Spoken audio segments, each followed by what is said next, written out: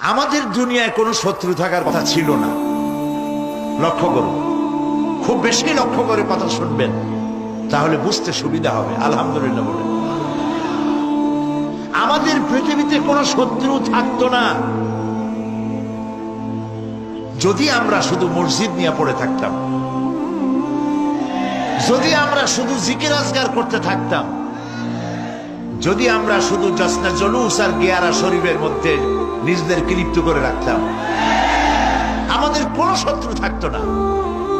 আমাদের শত্রু হলো কেন?